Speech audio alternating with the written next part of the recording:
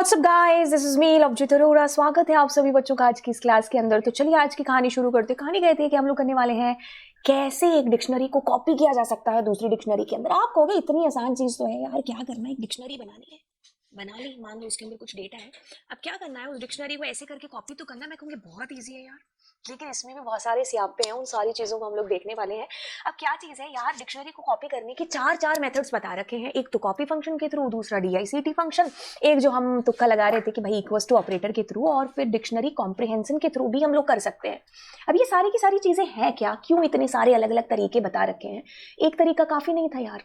अरे भाई इतनी आसान चीजें होती तो बात ही क्या थी। तो चलिए हम क्या करते हैं, सबसे पहले ना कॉपी मेथड से देखते हैं कि कैसे कॉपी कर सकते हैं हम अपनी डिक्शनरी को DICT से, इक्वल्स टू से, और फिर हम लूप चला करके कैसे इटरेशन के थ्रू भी कॉपी कर सकते हैं अपने डेटा को। ओके, बड़े ध्यान से देखिएगा।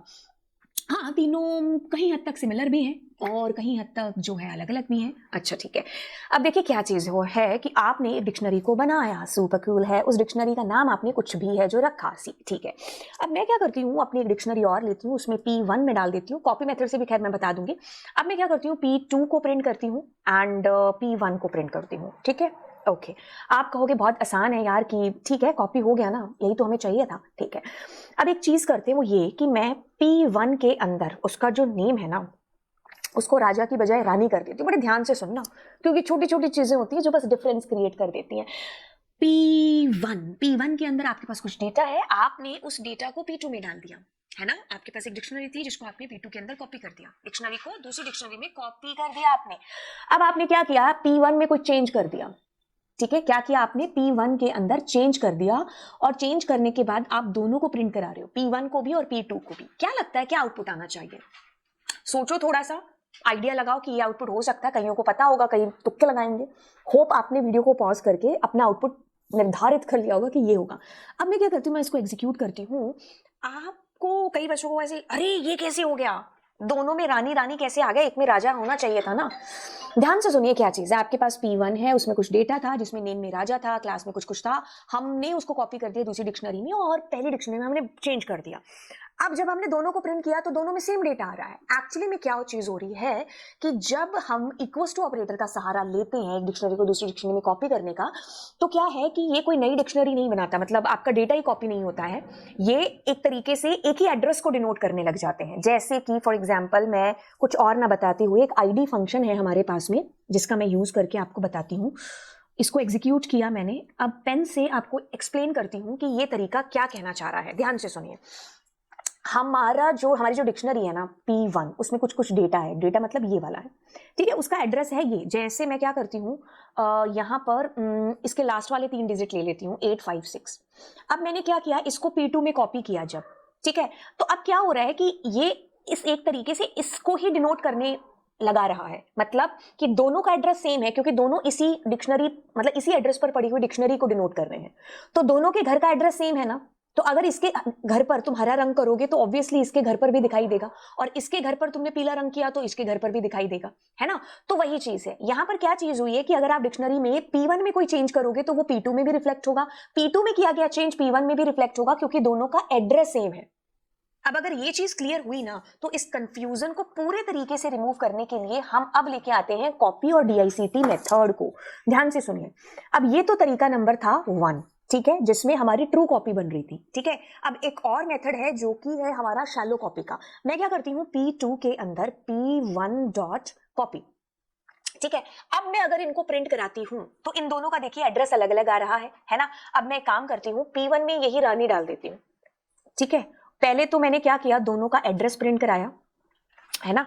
और मैं अब क्या करती हूँ, दोनों को ही प्रिंट करा देती हूँ, P1 को भी एंड प्रिंट P2 को भी। तो ध्यान से सुनिए क्या चीज हो रही है। एक में किया गया चेंज दूसरे पे रिफ्लेक्शन नहीं डाल रहा है, ठीक है। दोनों के घर का एड्रेस अलग अलग है, क्योंकि क्या हो रहा है कि इस तरीके से हम सिर्फ डेटा कॉपी करा रहे हैं दूसरी डिक्शनरी में, तो दोनों का एड्रेस सेम नहीं हो रहा, दोनों एक एड्रेस पर पड़ी हुई डिक्शनरी को डिनोट नहीं कर रहे हैं, तो इसलिए दोनों का एड्रेस भी अलग अलग है जो आपके पास आ रहा है। तो हम ये डिसाइड करेंगे कि हमें कब कौन से वाली कॉपी है जो चाहिए, ठीक है। अब वैसा ही सेम है आपके पास में, जैसे ये कॉपी मेथड है ना, वैसे ही आपके पास में एक और आता है। एक बार मेरे को इसको करने दो कमेंट आउट। आपके पास P2, और मैंने क्या किया, DICT में क्या डाला, P1 डाला, तो ये भी एक तरीका है। अगर मैं कॉपी फंक्शन भूल जाऊं पेपर में या फिर कहीं पर भी हमें यूज करना है शैलो कॉपी का मेथड, तो आप DICT से भी कर सकते हो। ठीक है, तो ये दोनों आपस में इंटरचेंज हो सकते हैं फंक्शंस, राइट। ओके, तो अभी कॉम्प्रिहेंशन वाला मैं आपको बताती हूँ, बट उससे पहले अंडरस्टैंड करो चीजों को, क्या है शैलो कॉपी। अब जैसे मैंने इस डिक्शनरी को कॉपी किया तो डेटा कॉपी हुआ है। ठीक है, तो अगर आप D1 में चेंज करोगे तो वो D2 में रिफ्लेक्ट नहीं डालेगा, D2 में किया गया चेंज D1 में कोई रिफ्लेक्शन नहीं देने वाला। DICT फंक्शन से भी सेम चीज हो रही है। ठीक है, तो सिर्फ डेटा कॉपी हो रहा है, तो दोनों आप इंटरचेंज कर सकते हो फंक्शन, कोई दिक्कत नहीं है, बकायदा जब आपसे ऐसे स्पेसिफिकली ना पूछा गया हो कि इसी से ही आपको कॉपी करना है। अब इक्वल्स टू है, if you use equals to assign one dictionary to another, it does not create a new dictionary but a reference to the original. Changes in one will affect the other. एक के थप्पड़ मारोगे दूसरे के दर्द होगा, दूसरे के मारोगे पहले के दर्द होगा, मतलब दोनों के घर का एड्रेस सेम है ना, रेफर एक ही एड्रेस पर पड़ी हुई डिक्शनरी को कर रहे हैं।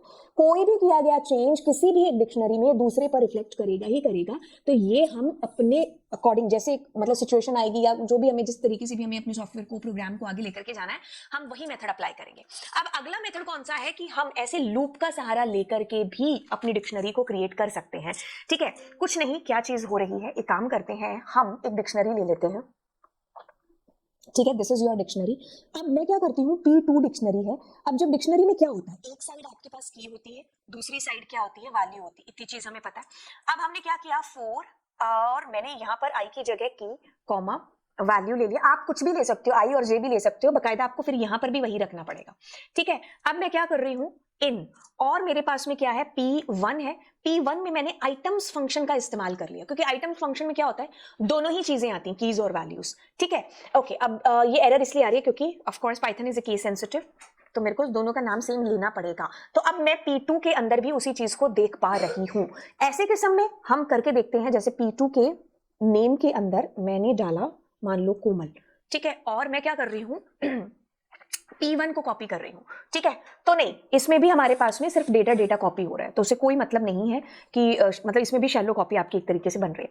तो अगर मैं इसको प्रिंट करूंगी तो ये कोमल आ जाएगा। ये मुद्दा नहीं रहा, मुद्दा ये रहा अभी कि ये हुआ कैसे है, कैसे ये हमारे पास डिक्शनरी कॉपी हुई है। ध्यान से सुनिए, पहले तो ये वाला फंक्शन है जिसको समझो। अगर मैं इसको अकेला प्रिंट कराती हूँ, लिसन टू मी केयरफुली, आप सारी चीजों को छोड़ करके पहले ये देखो कि अगर P2 डॉट आइटम्स में फंक्शन चलाती हूँ, नीचे वाली लाइन में देखना, ये देखो ट्यूपल के अंदर आपका डेटा आ रहा है, एक एक पेयर आपका आ रहा है। अब इसी को ही अगर मैं मान लीजिए मैं इसको एक बार कट करती हूँ और मैं फोर लूप सीधा चलाती हूँ, आई इन P1 डॉट आइटम्स। ठीक है, टुकड़ों में तोड़ के आपको चीज को समझा रही हूँ।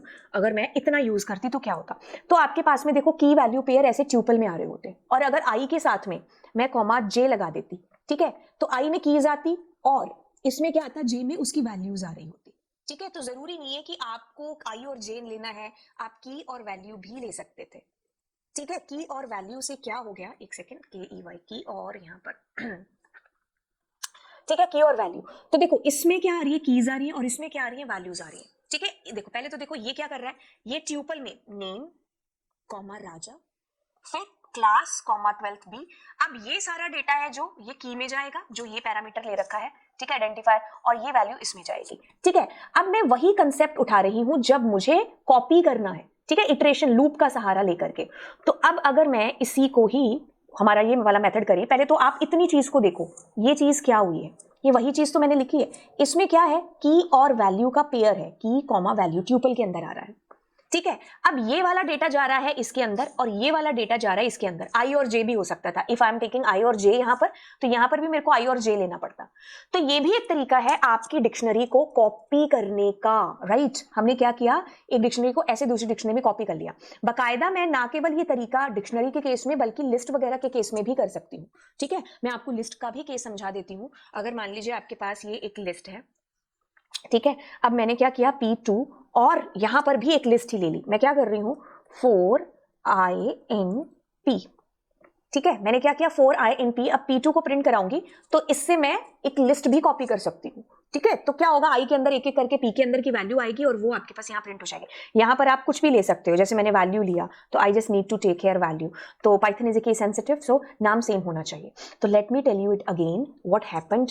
आपके पास एक डिक्शनरी है, अब आप क्या कर रहे हो, लूप का सहारा ले रहे हो। आइटम्स फंक्शन में ट्यूपल आता है, इधर की इधर वैल्यू। ठीक है, तो इसमें की, इसमें वैल्यू, बस वही से आप क्या कर रहे हो, क्रिएशन कर रहे हो एक नई डिक्शनरी का, राइट। तो ये 4 तरीके थे आपके पास में कैसे हमने एक डिक्शनरी को दूसरी डिक्शनरी में कॉपी किया है, राइट। अब चलते हैं, आपको अगली क्लास में मिलते हैं। अगर आपको लगता है कि आपको कोई एक ऐसा टॉपिक जानना है जो टॉपिक टफ है बट इजी तरीके से, जल्दी जल्दी, तो जल्दी जल्दी कमेंट सेक्शन में डाल दो। मिलते हैं आपको अगली क्लास में, बाय बाय।